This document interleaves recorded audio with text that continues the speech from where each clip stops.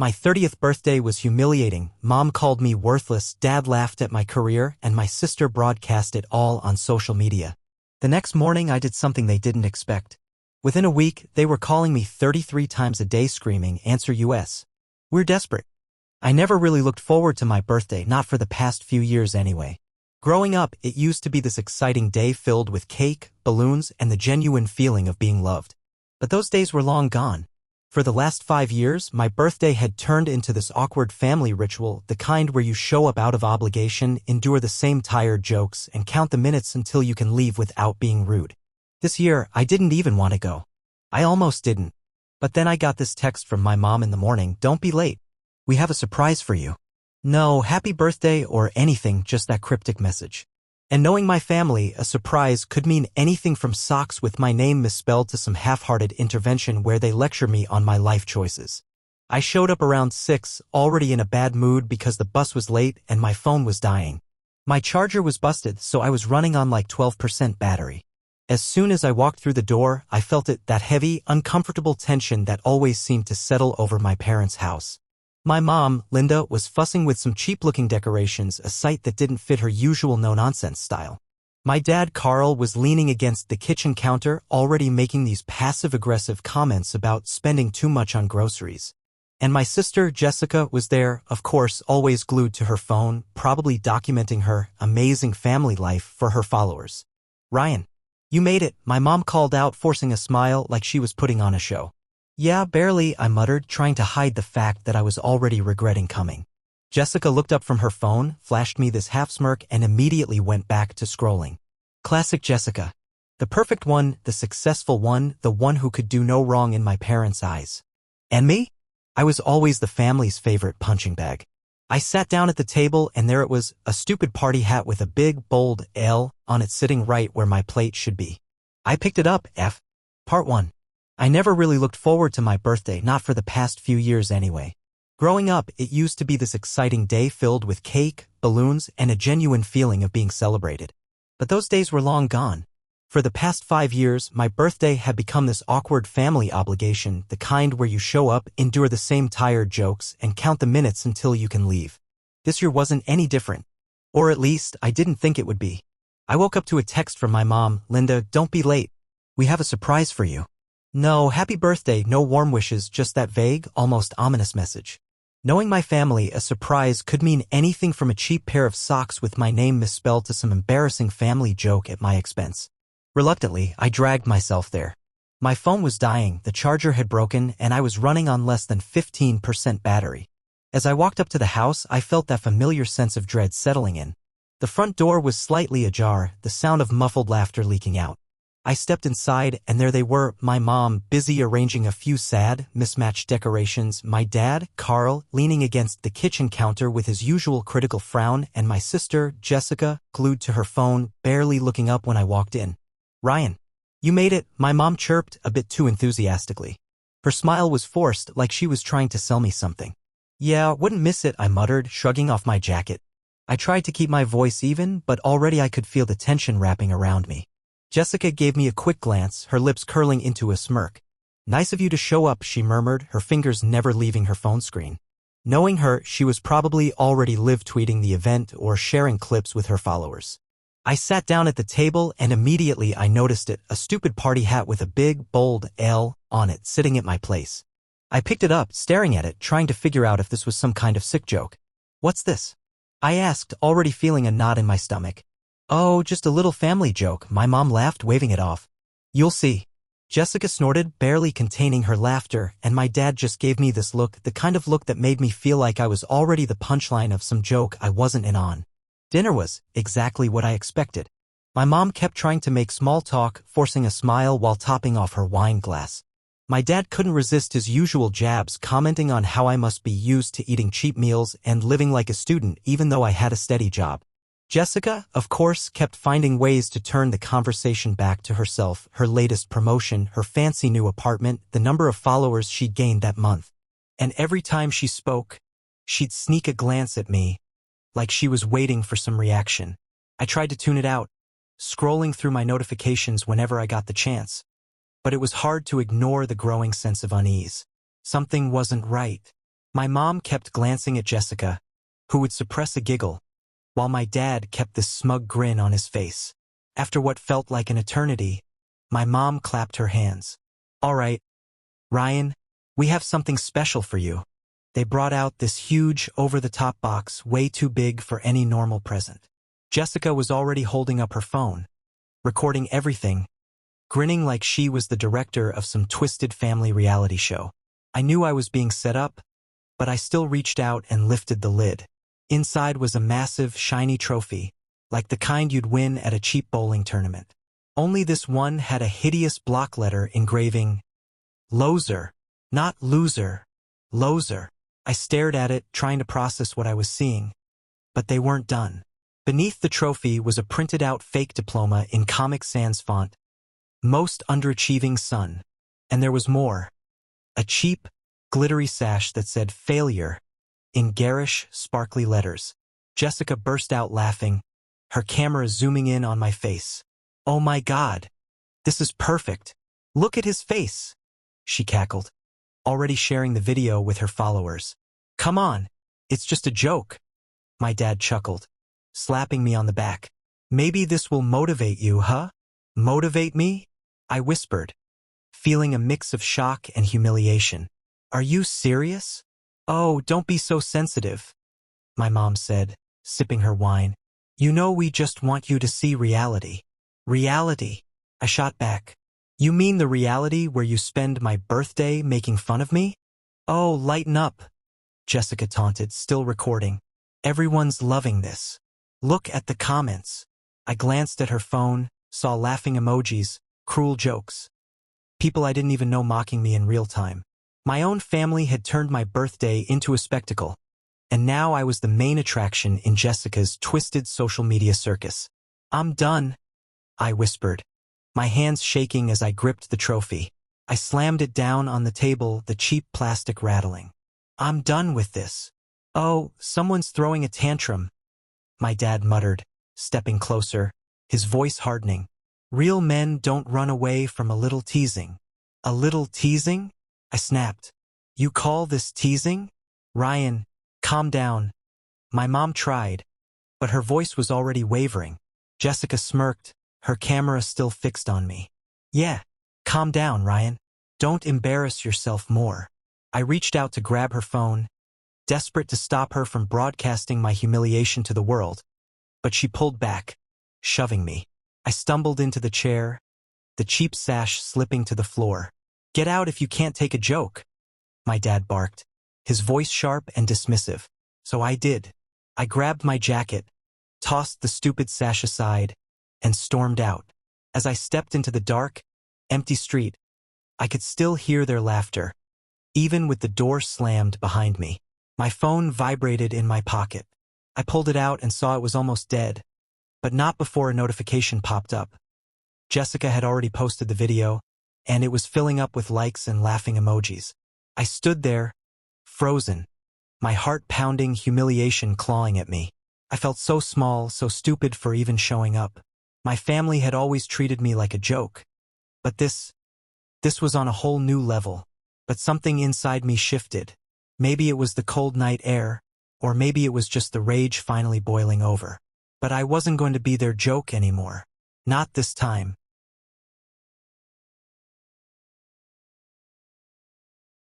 I barely slept that night. Every time I closed my eyes, I saw that stupid trophy, "Loser." I heard their laughter, the snide comments, Jessica's voice echoing in my head. "Look at his face." I tried to drown it out with YouTube videos, scrolling aimlessly through my phone until the battery finally died. But nothing helped. The humiliation kept replaying in my mind. I woke up to a flood of notifications. Family group chat, dozens of texts. The first few were my mom, Linda, acting like nothing had happened. "So nice to have everyone together. Hope you took your trophy home." Seriously? Was she trying to pretend it was just a fun little family joke? Then came Jessica's screenshots, her friends reacting to the video she'd posted. They were laughing, calling me iconic for my meltdown. My dad, Carl, jumped in with his classic lecture mode. Real adults don't let their feelings get hurt over jokes. The same old story, I was the problem, the sensitive one. They were just having fun, and I was too weak to handle it. I didn't bother replying. I didn't answer the calls. I just let the messages pile up. Instead, I stared at my dead phone, that black screen almost peaceful. But the peace didn't last. The anger did, because while they were all laughing, pretending it was just a bit of family fun, I realized something. The only reason they had any of their digital lives running was because of me. My mom's little online store? I set it up. My dad's hobby site? I managed the back end. Jessica's influencer account? I built her website from scratch, connected her analytics, even handled her SEO. They never bothered to learn how any of it worked. They just assumed I'd do it, because it wasn't real work. But it was. And they were about to find out just how much they depended on me. I plugged in my phone and waited for it to charge. All the while an idea forming in my mind. They wanted to make me a joke? Turn me into their little loser? Fine. But they were about to lose a lot more than just their dignity.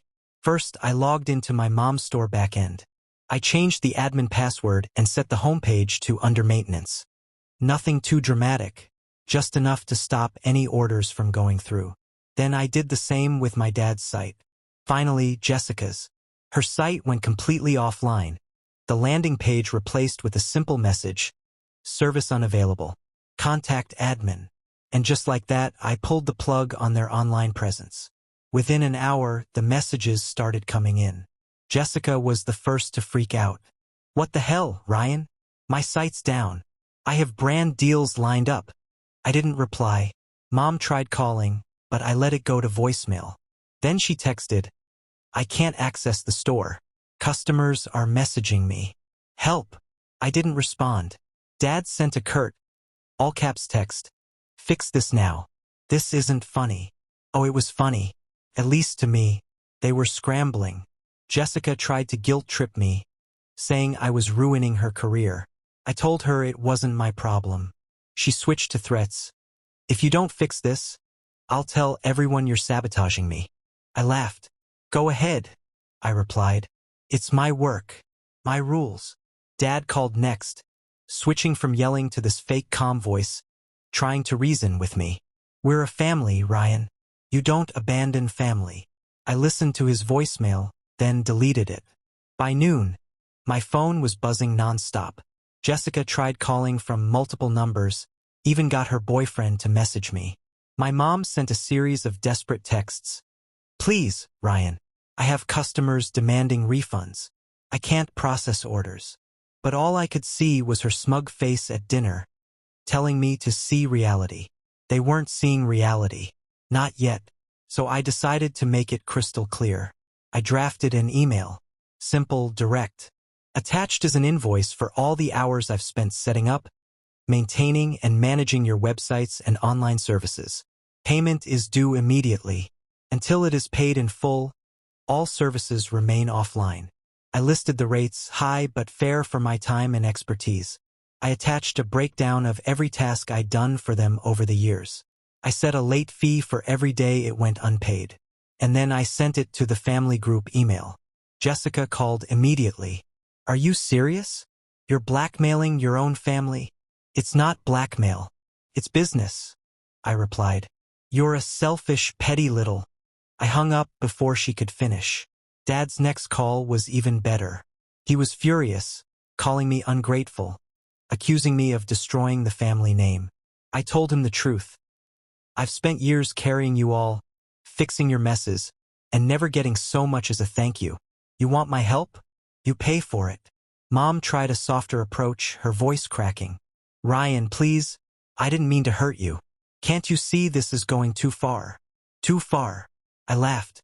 "Mom, you gave me a loser trophy. You filmed me getting humiliated. This is reality. You taught me that." I hung up. The rest of the day, they kept trying. Jessica's messages flipped between rage and desperation. "You're ruining my brand," she texted. "I have deals lined up." My dad sent a voice note, his voice wavering between anger and something close to panic. "You're making a huge mistake, Ryan. I never thought you'd do this to your own family." But I didn't care. I watched the messages come in, made myself a coffee, and sat back, letting them twist in the wind. By evening, they started to get desperate. My mom's store was flooded with refund requests. Jessica's followers began commenting on her posts, asking why her site was down. My dad's hobby site couldn't process payments for his club. They were all floundering. Good. Let them flounder. I wasn't their joke anymore. And this was just the beginning.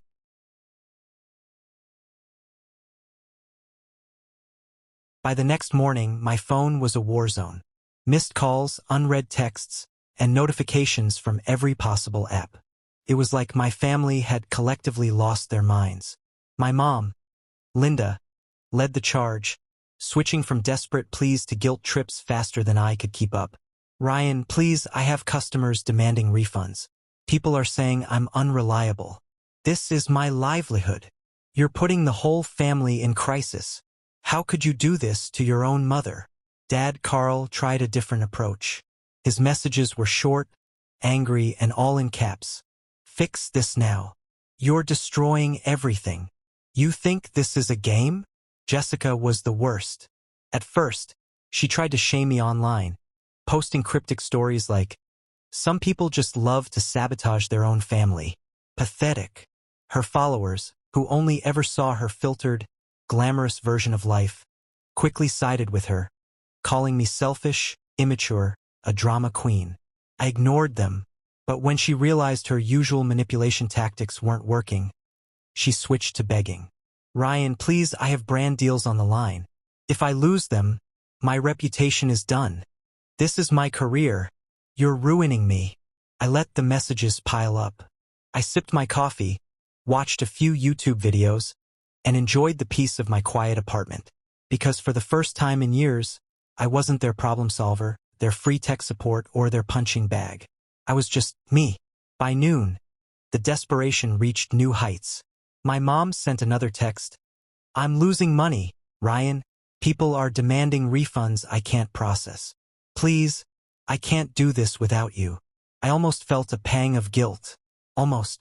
But then I remembered that trophy. The loser trophy they'd given me with straight faces. Like my life was a joke to them. The memory was enough to harden my resolve. So I decided to take it further. I drafted another email, this time more formal, and sent it to our family group chat. Invoice attached. Late fees have now begun accruing.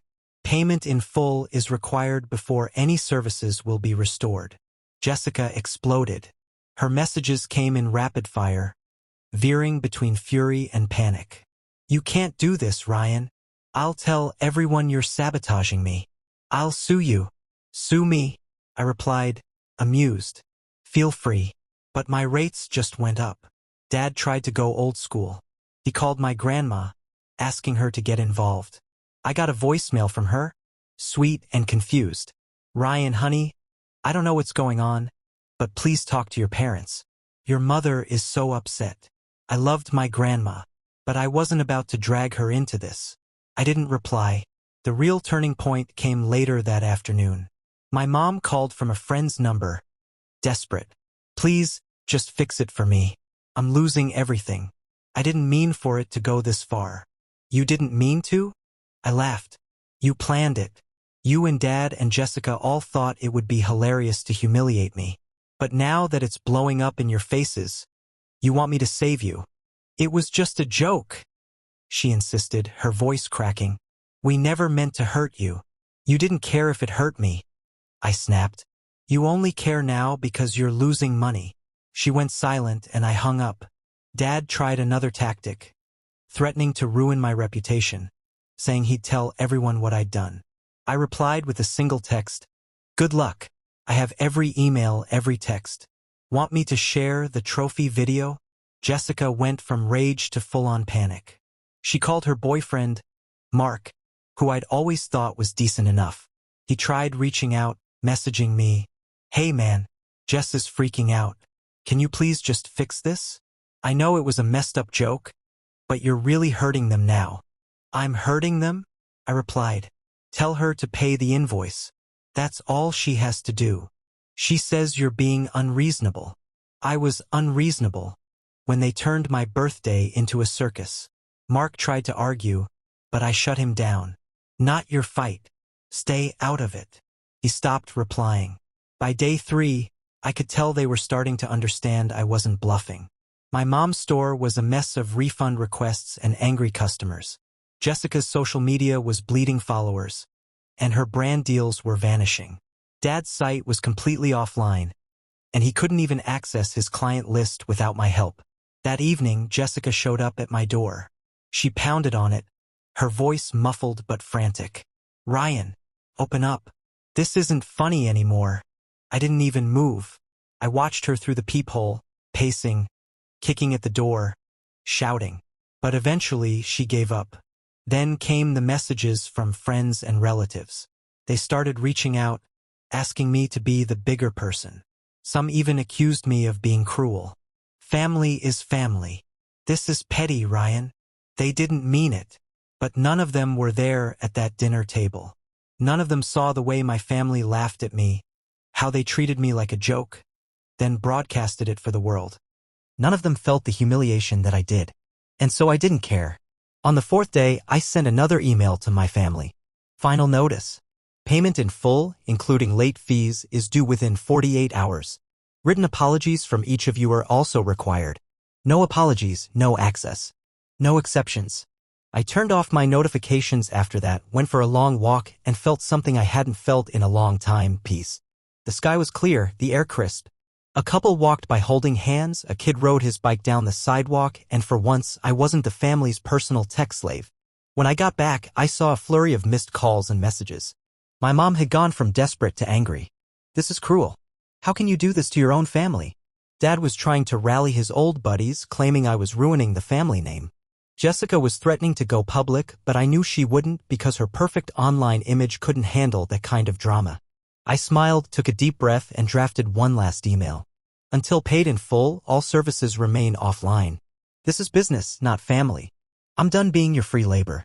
You can fix it yourselves or pay me for my work. Choice is yours. I sent it, muted my phone, and for the first time in years, I felt in control.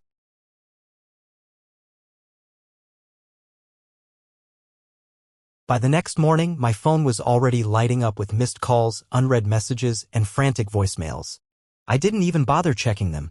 I knew exactly what they'd say: my mom's desperate pleas, my dad's angry rants, Jessica's wild swings between guilt-tripping and insults. But I was done. Instead, I went for a walk.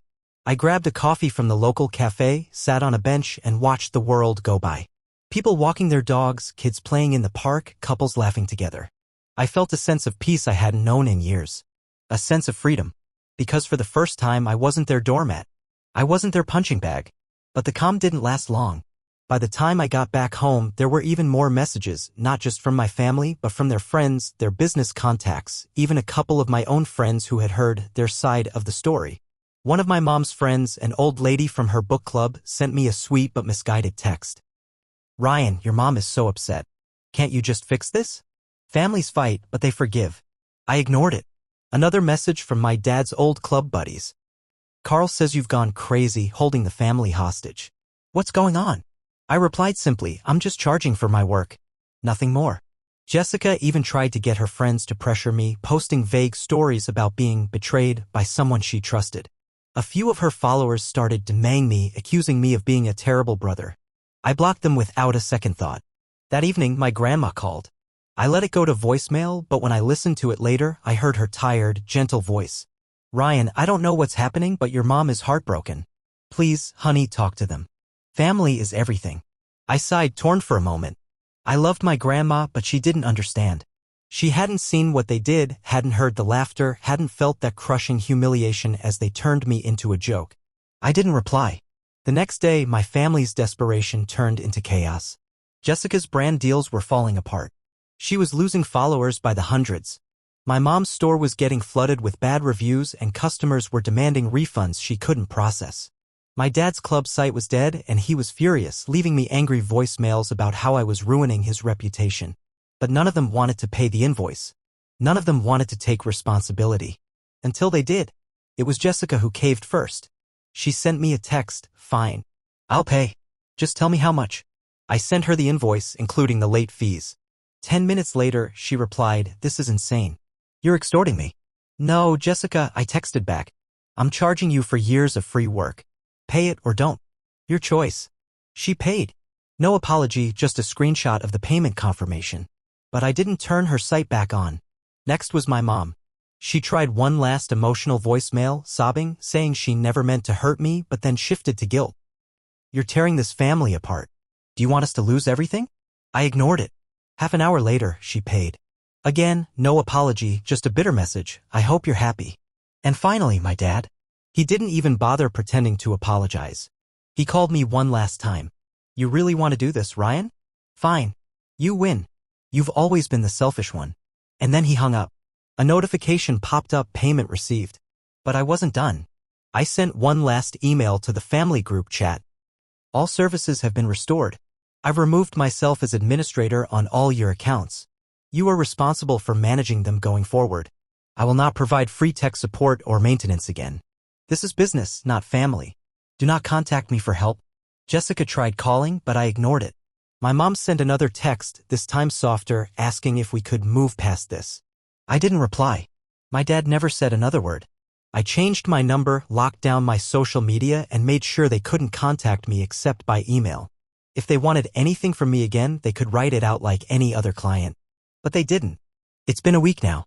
They tried a couple of half-hearted attempts at pretending everything was fine. Jessica posted a picture with a cheesy caption, "Family is complicated, but love always wins." A lie, of course. My mom sent a short message saying, "Hope we can start fresh."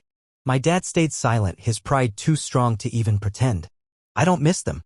I don't miss being their joke, their free labor, their emotional punching bag. I don't miss the feeling of being the loser in a family where they never saw me as anything else. But I do feel something else, freedom. I've reconnected with a couple of old friends, found some freelance work that actually pays, and I'm planning a trip for myself somewhere far away where their laughter can't reach me.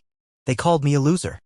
They turned my birthday into a circus, mocked me in front of the world, and thought I would just take it like I always had. But now they're the ones left scrambling, trying to rebuild what they never bothered to understand. And me? I'm finally living for myself.